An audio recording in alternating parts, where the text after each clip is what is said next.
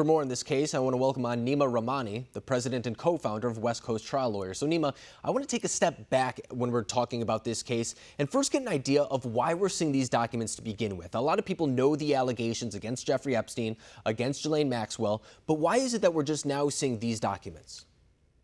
We're seeing these documents because they're part of the underlying defamation case that formed the perjury charges in the case. So Maxwell's defense has tried to keep them under wraps, saying that, they're going to harm her case or harm third parties, but that's not really a legal basis to do so. That's why the judge denied her request. So, of course, she's doing this so this information doesn't come out into the public eye, as it now is. But even in these documents right now, there's a lot of redactions. I mean, there are big names that are mentioned in there, such as Prince Andrew, such as Bill Clinton, such as Alan Dershowitz. Those are the most prominent, I think, that we saw for ourselves. But there's still a lot of those black lines on the pieces of paper, which is kind of ironic because this whole fight was about doing away with those lines. So it goes to show you that there's still a lot of confidential, a lot of underlying information that could still be being investigated right now. But when we saw the documents, what were your big takeaways? My big takeaways are normally when you're dealing with sexual abuse, sexual assault cases, you don't have this many victims that are willing to come forward, publicly testify. I mean, rape is one of the most underreported crimes. And this is a unique case for many reasons, but one of which is you have all of these victims who have not only expressed a willingness to testify in the criminal case in a public trial, but have already done so in the civil case. So that's powerful evidence for the government. And that's really important, too, because when we look at Ghislaine Maxwell, for a lot of these victims, this is their last chance at justice. I mean, of course, Jeffrey Epstein isn't here to now face the music himself, to really get answers for a lot of these victims who, as you said, went through some horrible things, at least that are being alleged in these documents. So what comes next in this process? We know that Ghislaine Maxwell is currently in custody. We know that she is going to have, well, we presume that she is going to have a trial, assuming that there's not some plea agreement or settlement that comes out of this. But what would come next in this process traditionally? You mentioned the fact that there are a lot of accusers. Is it a court case with a lot of witnesses, a lot of evidence, a lot of testimony? Is that what we should expect next? Yeah, I expect a trial. I mean, she's looking at a 10-year minimum mandatory, potential life sentence. And after, Alex Acosta gave Epstein that sweetheart deal down in the Southern District of Florida, I don't think prosecutors in New York are going to make that same mistake. They're going to go after her and go after her aggressively because this is really the only justice that those victims are going to have. I expect to see a criminal trial in this case.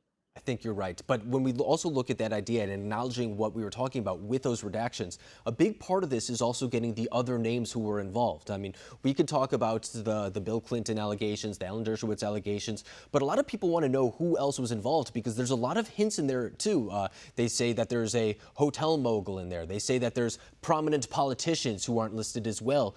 What would it take in order to find out who is responsible for some of these actions? Would it be, in some regard, a plea deal with Maxwell or her cooperation to some degree? Or is it just bringing in outside evidence and trying to get it that way?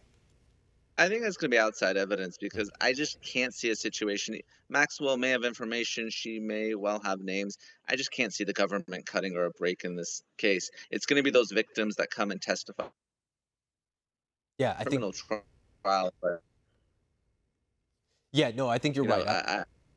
You broke up on us a little bit there, but I think that what you said is exactly right, that I think that they do need to bring justice against Ghislaine Maxwell. I think that there are other avenues to go down in order to obtain that information. But I want to talk a little bit about what Ghislaine Maxwell is doing right now. I mean, someone would presume that she's just sitting there in a cell, but people are rightly skeptical about the idea of that because we saw what happened with Jeffrey Epstein. So when it goes into that, is it presumed to say that she's in a high security cell where she's under constant watch? Is that what Ghislaine Maxwell is doing right now? yes, anyone who's accused of a sex crime is always housed separately in a special housing unit or the SHU because there's always a risk that they may be attacked by other inmates. And here you have Maxwell, who's not only a risk of being attacked, she's a suicide risk, right? We know what happened with Epstein. We know he wasn't monitored like he should have been. So Maxwell is in a cell by herself, wearing paper clothes with nothing that she could possibly use to harm herself or to kill herself. And she'll remain that way until she goes to trial.